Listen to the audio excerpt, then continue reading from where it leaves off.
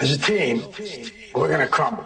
Inch by inch, play by play, till we're finished. We're in hell right now, gentlemen, believe me.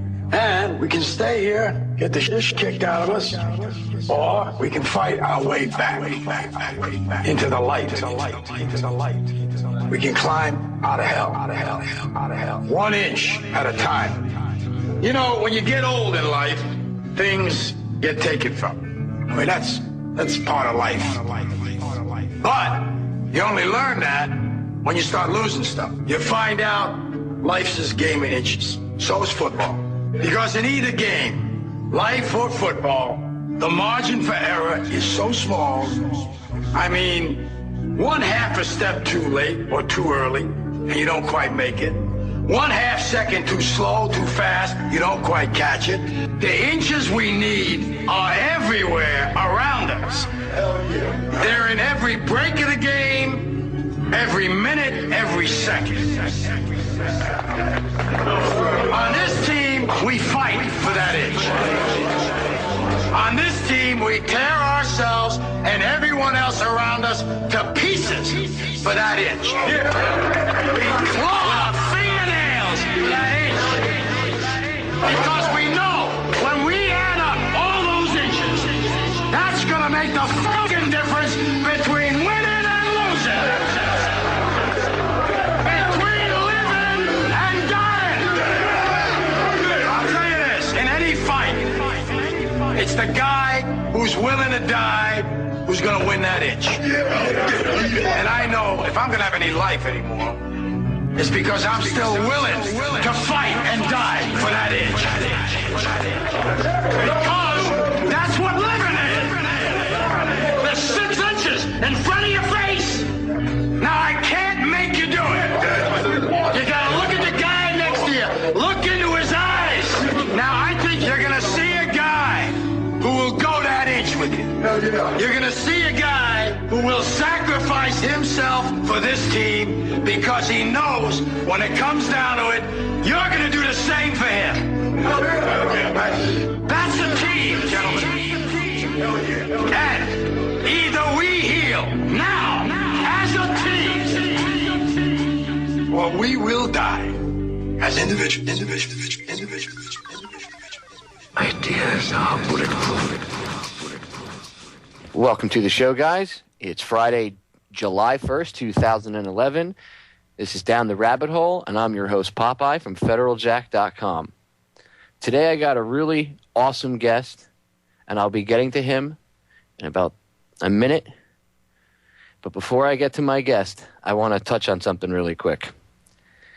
Everybody by now probably has heard that Charlie Veach, the founder of the Love Police, made a video a couple days ago and uploaded it when he got back home to the UK from the States, which was apparently yesterday. He uploaded it the 30th. And in the video, he says that he doesn't believe 9/11 was an inside job anymore, and that, you know, he's changed his mind. He believes the official government theory, and he's literally spouting the official government talking points.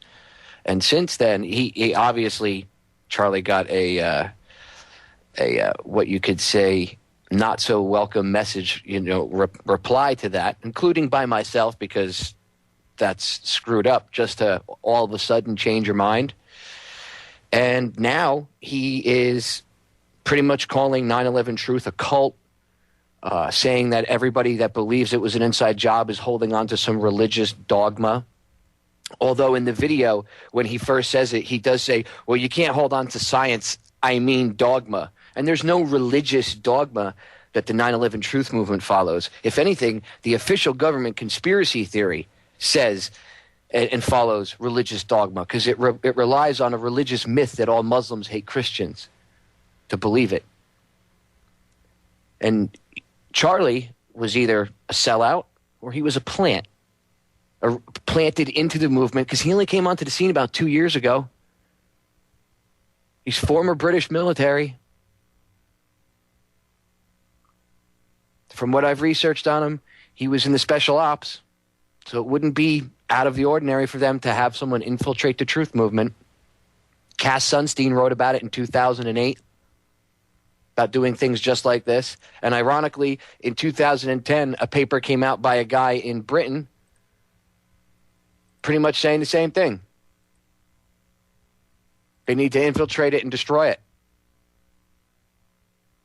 And you can go, there's a, if I have time later, I'll play some of the audio because it's about 2.5 minutes long and I don't want to cut off my guest any more than I already have. But you can go check it out. It's an interview Charlie did.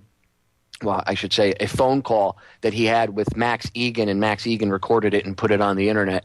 And Charlie admits at about 1 minute and 15 seconds into the video that when he starts calling the 9/11 Truth Movement a cult and stuff like that. So either he was gotten to or he was a plant all along. And Charlie's been doing some weird stuff the past couple months. He made a video called The Luciferian People's Army and then said it was just based on some fictional book that he wrote.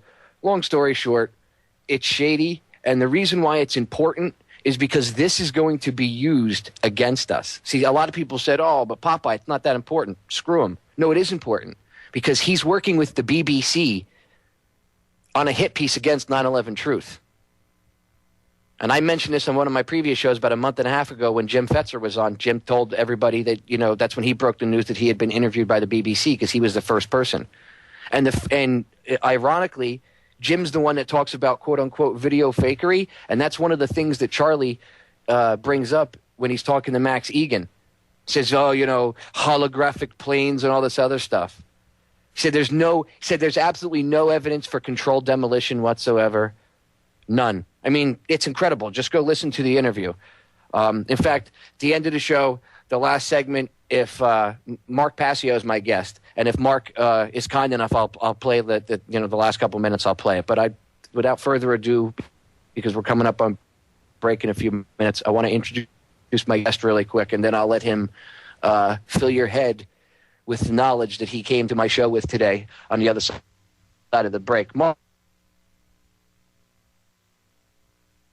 Well, Papa, I want to thank you for having me on. It's a pleasure to be here. My name is Mark Passio. I have a website called whatonearthishappening.com where I present a whole lot of information on the underlying causal factors, why humanity is in the situation that it's in, how we create the reality that we experience. There's a whole lot of information about the occult and how it works and operates. There's a whole lot of information about mind control up on that site. I do a weekly radio show on the Oracle Broadcasting Network every Sunday from 5 to 7 Eastern Time. And there's a podcast archive up on my site with a whole lot of data and research materials for people to look into. And basically, I just do everything that is within my ability to act as an activist for truth and get the word out there to people about what's really taking place in our world. And I've heard you on Bob's show, the Bob Tuscan show. Oh, yes. I've been on with you myself, and I got to say, some of the stuff that you have, like I've heard you talk about, I already knew a lot of stuff about mind control. I know because I've studied that for years myself. But some of the other stuff, the occult stuff, and the symbolism in the military and the police and everything is just incredible. It's a deep rabbit hole to go down, but once you start to see it, it becomes very apparent that this stuff is all around us and is indeed hidden in plain sight. It's just that we need to become conscious enough and to understand the symbology, this hidden language that indeed occultists use to communicate with each other, their ideologies. If we become aware of that hidden language and then we become literate in it, meaning that we can see the meanings that are hidden in the symbols that are embedded around us in our culture, it's very clear to see then who is in control of these institutions and see the ways in which they use these symbols to subvert human consciousness. Exactly. And it's important. And a lot of people make fun of this kind of stuff and say, oh, you people with your cult type thoughts and nobody believes in that. I don't believe in that. I'm a Christian or I'm a Buddhist or I'm a Muslim or I'm this or I'm that. I I understand that they have religious dogma that stops them from getting involved in that. You know what I mean? Sure. But at the same time, they have to kind of, in my opinion, that stops a lot of good truthers, Mark. I totally agree. My take on this regarding belief is you don't need to believe in something that someone else strongly believes in. They are acting upon their beliefs and putting those beliefs out there into the world as actions. And if they believe in it, that's all that's really required. You don't really need to believe in it if they're willing to take action based upon those beliefs. Exactly. It doesn't matter what you believe, they believe in it. Guys, we're going to break. We'll be right back. I'm going to have Mark pick up on the other side of the break where he left off, so stay tuned.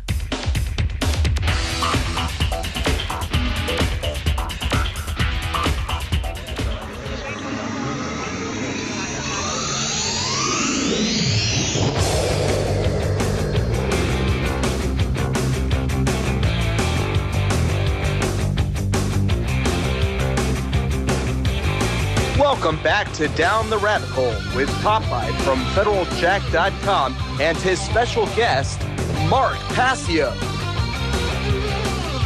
Doing my production and voiceover work, Bob Tuskin. Welcome back, guys.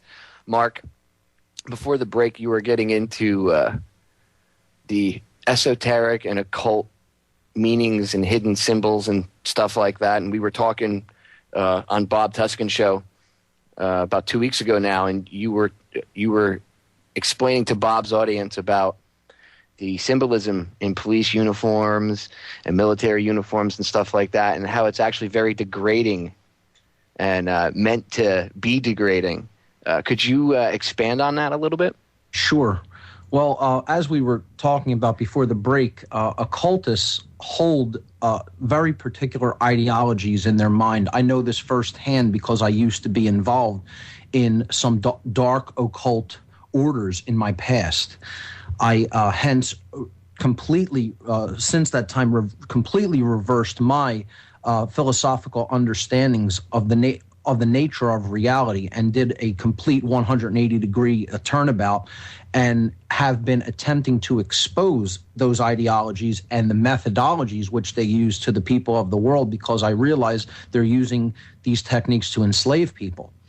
So the key factor to keep in mind first and foremost is that occult does not carry this connotation with it that most people think that it does, which means evil. The word occult does not mean evil. The word occult comes from the Latin language. It comes from a verb, occultare, occultare. Occultare means to hide, to conceal, or to keep secret. That is what the word occult means. That's the actual definition of the word. So all occult knowledge is knowledge that has been hidden. It has been occulted from the general population, just like secret meanings of symbols that are used only by the initiated. Occult generally means reserved for the initiated and kept away from people who are not initiated into the understanding of this secret language, okay, of symbols. So occultists, first and foremost, look at the world in a state of dualism, okay? And I mean dark occultists when I say this word in this context. Dark occultists, because there is a positive side to occult traditions, and I try to expose that as much as possible on my show as well, to help people to understand knowledge is simply a tool. It's not an end in and of itself. It's a means to an end. It's what you do with it that makes it the information isn't evil or good. It just is. It's what the person does with it that makes it good or evil. That's absolutely right. It's a tool. It's no different than a hammer or a saw. It can be used to build up, or they could be used to do destruction. It depends on who's wielding those tools. It's exactly what I've said, the same thing. And government is the same way, Mark. Government is nothing more than a tool like a hammer, which could be used to build a house or cave a skull in. Exactly. So occultists, dark occultists who are using this information in a perverted way to control and manipulate people hold a specific worldview, and that worldview is dualism. It's them and everybody else. And there has to be a winner and a loser in their worldview. And if they're going to win, everybody else has to lose, which means they're always looking for a tactical advantage or a power differential. And their means of doing that is knowledge and keeping certain knowledge about humanity and about how our consciousness works hidden from people in order to always maintain that tactical advantage over them. So if you could hold knowledge and then keep everybody else down with that knowledge because they don't have access to it, you're always going to be in a power position above them. And that's how they actually work. And the knowledge that they hold is all about how consciousness works and how to manipulate that consciousness into getting what they want in expense of what we want. So occultists basically have this worldview that people have at the very fundamental core essence of their nature are bad and evil. This is their poisoned worldview, okay? And they want to do everything that they can to keep humanity in a position where we can never understand that knowledge so that we can never actually raise our consciousness up to come out of this control situation that we're in as a result of this knowledge differential. So they have a disdain for people. They want to keep people down. And they, in this dualistic worldview, they have a couple of groupings that they place people into. Now, of course, this is a basic generality, but it is a generality that I observed directly when I was in the occult, okay? The dark occult, I should say. And they have names, basic names for groupings of people, okay? First, there's just us, and that means the dark occultists themselves. They look at themselves as a group. They work toward the same goals. They infuse energy toward those goals and think in a very specific way to get those methodologies accomplished, to accomplish their goals. However, they basically look at the rest of the world as comprising of two groups of people. And the first group of people, they consider the everyday person, the everyday man and woman who has absolutely no idea that they are operating in the world, has no idea about secret societies, has no idea about occult orders, has no idea about any occult knowledge. And the word that they generally use for them, some people will hear the profane used in terms of how they look at other people, meaning that they are base, they are low, they are uninitiated into the knowledge that these occultists hold and hoard, okay? However, that's not the general name that they apply to most people. I have always heard to them simply refer to the everyday person walking the street, going about their lives, not understanding about the nature of the control system that's in place and the fact that it is run by dark occultists. They call the everyday person the dead. The dead is their term for people. That's their term for the everyday person who has no idea that any of this is going on and has never studied occult knowledge in their life. And the reason they call people that is because they understand that consciousness is generally, the expression of consciousness is generally infused, or it is given life by three basic principles. There is our thoughts, our emotions, and our actions. So the thoughts are the creative principle, the emotions are the internal or feminine principle, and the actions are the external or masculine principle. And if these three things are not activated within a human being, people generally are unconscious, meaning that they don't have the three expressions of consciousness within them and active within them. So occultists consider those people not even really, truly alive. You got to wonder if that's if like Night of the Living Dead and all these zombie movies are kind of a way of them, you know how, because they put things in your face. You got to wonder if it's kind of a way of them telling to the sheep, I guess, if that's what you want to call them, the mass populace, that they are in fact the brain dead zombies. Well, these are allegories, basically. It can be done by good people who may be making these movies to try to make a point about how people around them are basically unconscious and dead, and how they detest living in a world where people really don't pay attention to what's actually taking place around them. So it could be done from both sides of the equation by occultists themselves mocking people, and also by people who do understand this dynamic, trying to tell people, trying to subtly hint to them to wake them up out of that zombified condition. Mark, I'm going to have you pause right there because we're coming up on a break. Listeners, stay tuned. We'll be right back. You definitely don't want to miss Mark on the other side of this break. This is Down the Rabbit Hole, and you're listening to me on the Orion Talk Radio Network. What you did that day, kill your own citizens to advance your ways. All my real patriots stand up and say 9/11 was an inside job. They lie, they scam, they cheat and steal. They plot, they fund, they act, it's real. They watch, they hunt, they punish and kill. Words have power, but actions speak louder. Pretend to be free till you die a slave, a soldier in the desert searching for a ghost in the cave. For the corporation, I run out of patience, sick of seeing troops sent to die for your lives. Spend the dollar down, we holler and protest till we have your arrest. We will not rest, and we know. Uh-oh.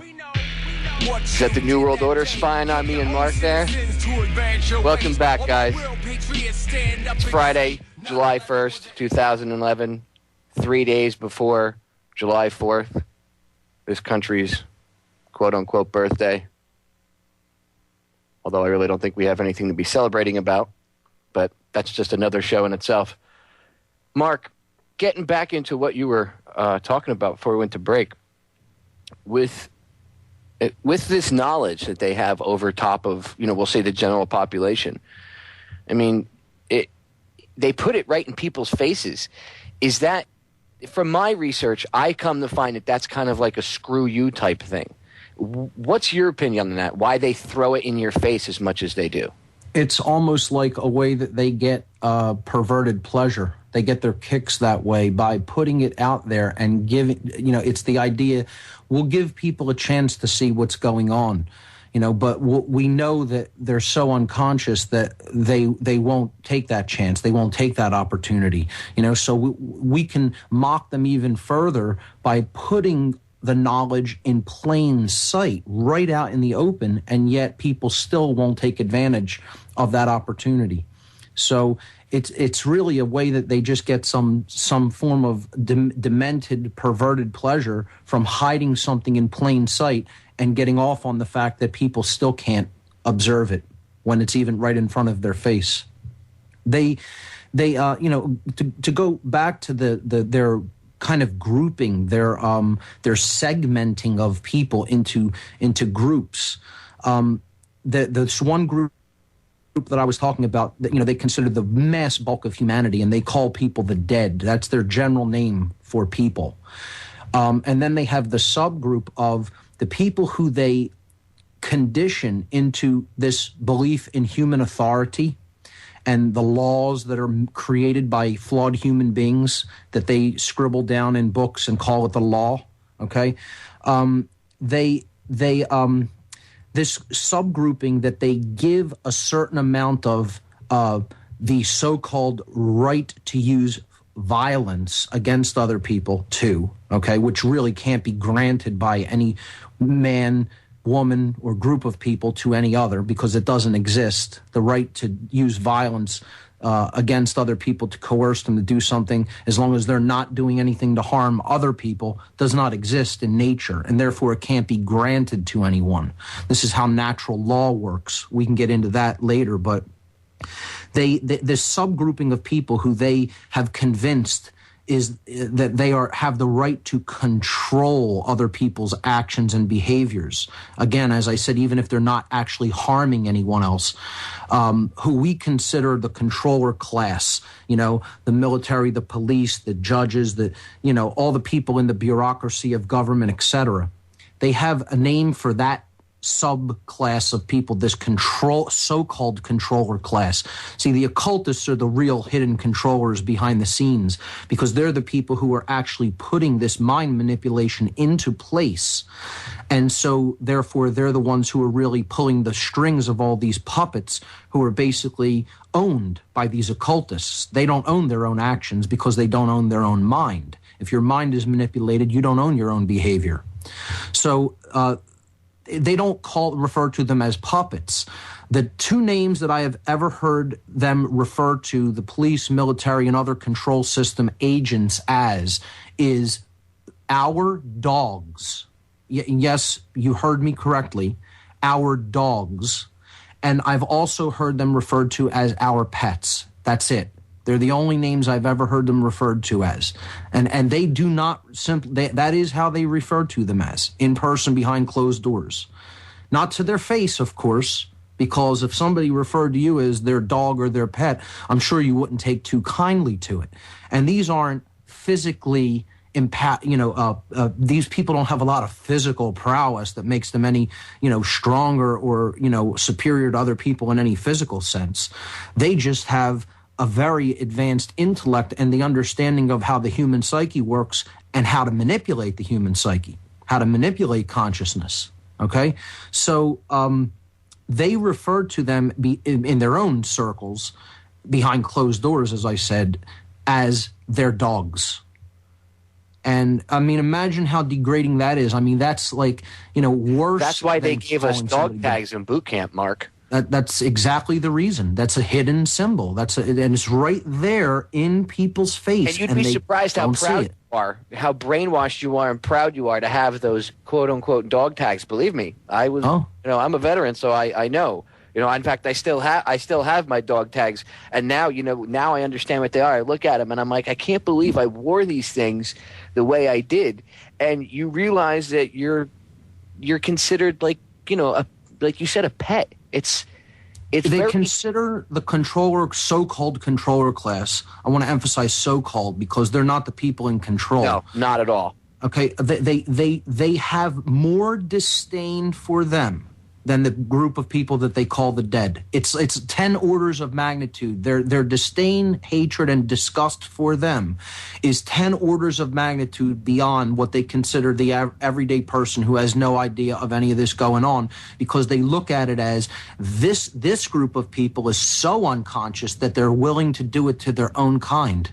They're willing to do it. They're in the same cage, in the same prison as the other people. We've put them all into the same cage, into the same prison, and they're willing to do it to their own kind.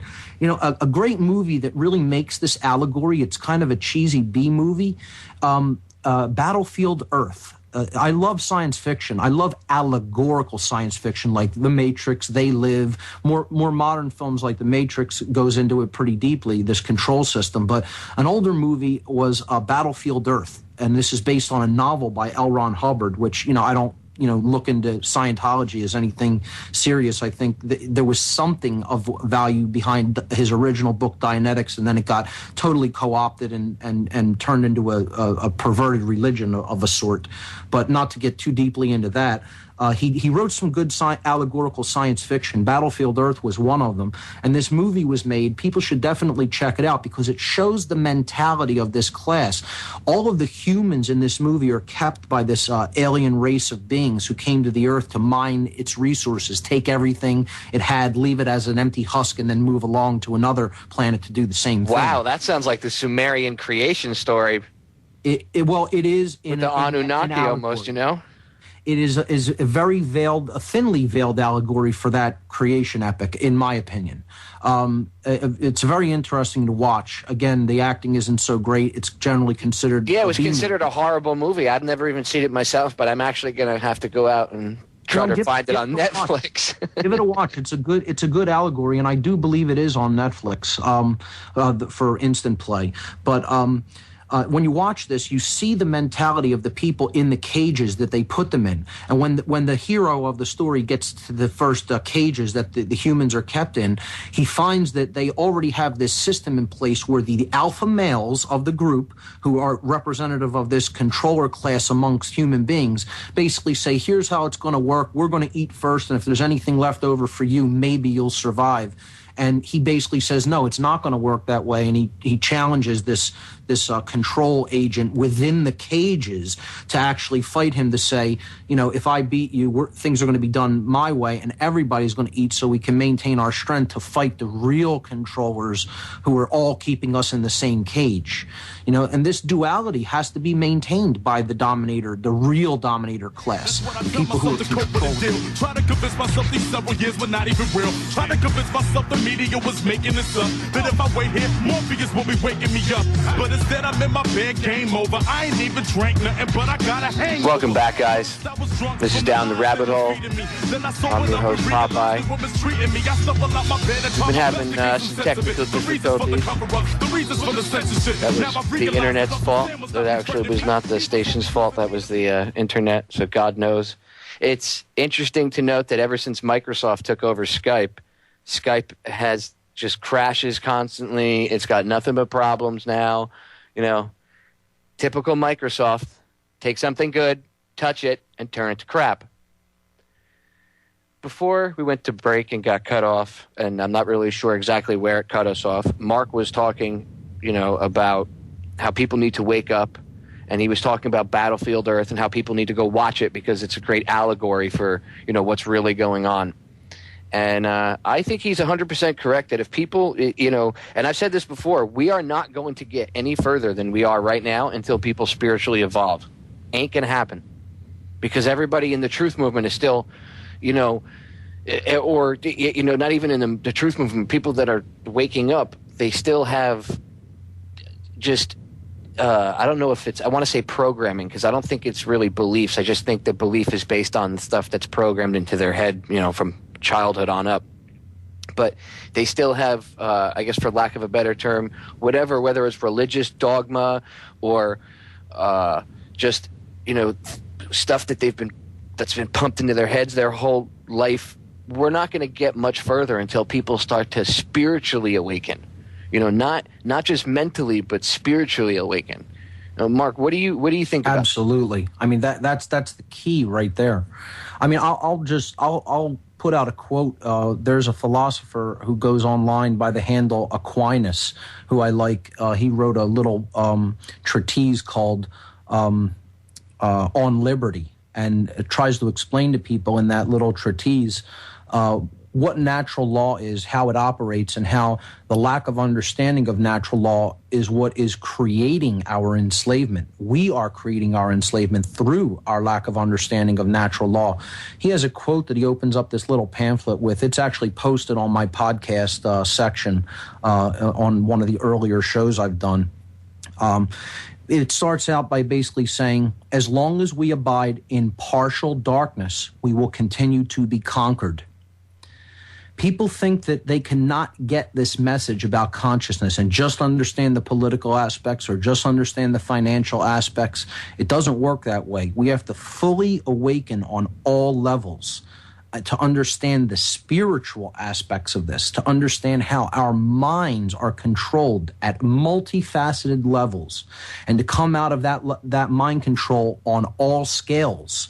And until that happens, we're going to continue to be manipulated in ways we don't even see until we truly awaken to all of those methods of manipulation. So this is the main focus of the bulk of my work, is knowing what mind control really is, knowing its methods, knowing how it operates, and how it keeps us in not only a cage together as a controlled species, but how it keeps us in dualistic thinking ourselves, individually in our lives. Until we come out of that level of dualism, okay, of us versus them thinking, we're never really going to be able to make any headway toward creating what is real freedom. I want to just briefly let people check out another quote.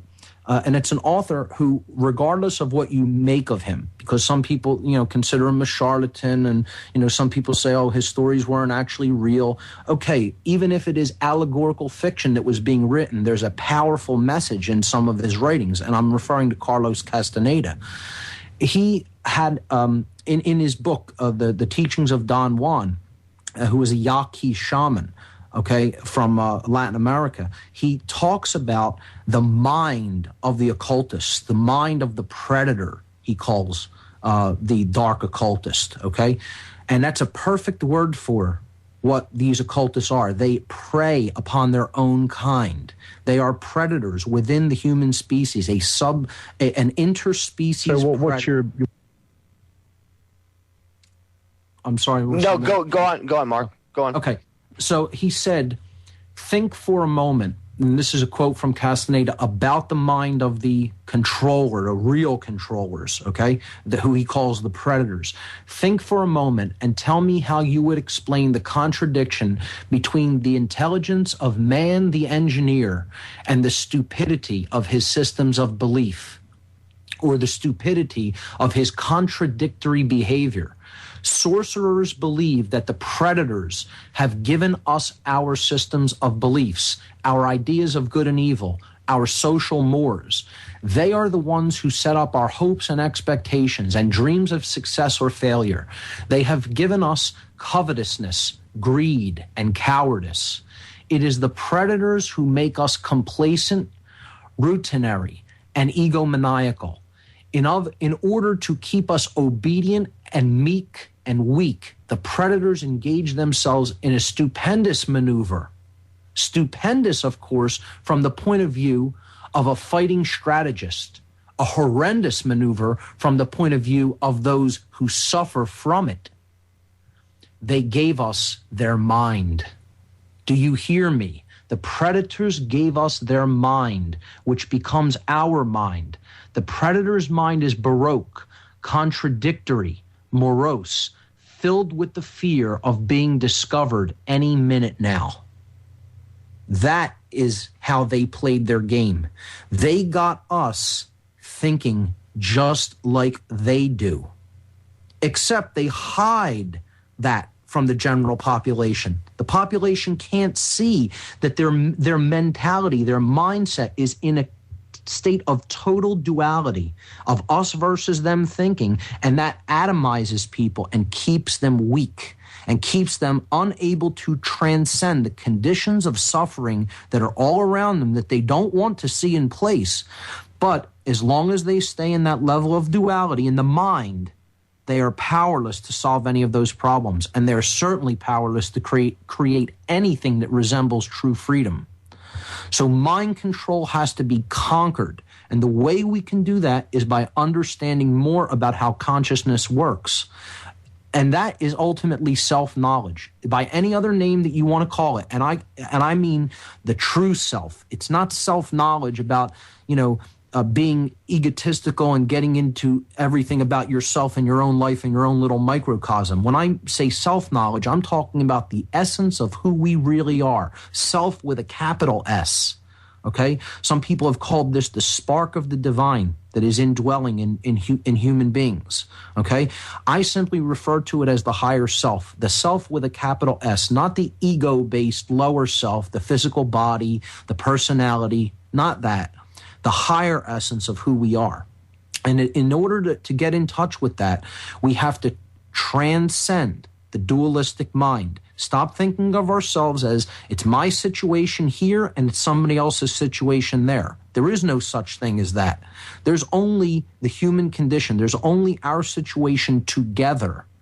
That's it. That's all there is. We are connected. If you look at the verb connected, the root of the verb connect is Latin as well. Con means together. Necto nectare means bound, tie, bound, bind or tie. So we are bound together. We are interconnected. It means we're all in the same situation together. And until we realize that and start really, really processing that, knowing it deeply, intuitively, and acting to transcend this condition of suffering together, to understand that as anybody within this earth-bound system is suffering, is in a state of suffering, then we individually are suffering with them because we're all interconnected. We are all bound together.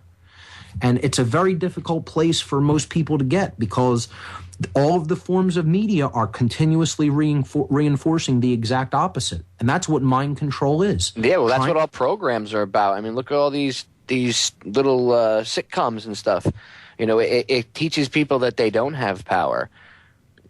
It's like, look, like I said on Bob's show a couple weeks ago, the best visual I could give you for it is when Neo puts his hand up and all the Agent Smith and the other two fire at him, and he goes, no, and he just puts his hand up.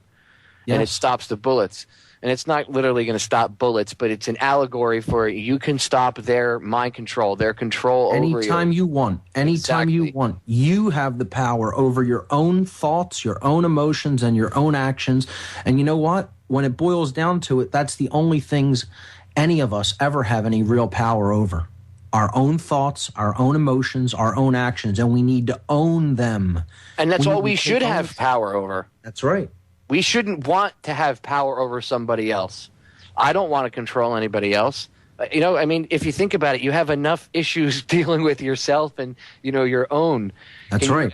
You wonder why these control freaks, they all die of heart attacks, they have bad hearts, or they have, like, stomach cancer and everything else. Heart attacks is the number one thing. Think about that allegorically. Think about what that's saying symbolically. Your heart, you're dying of heart failure. The love principle, the true generative principle that creates our reality is care.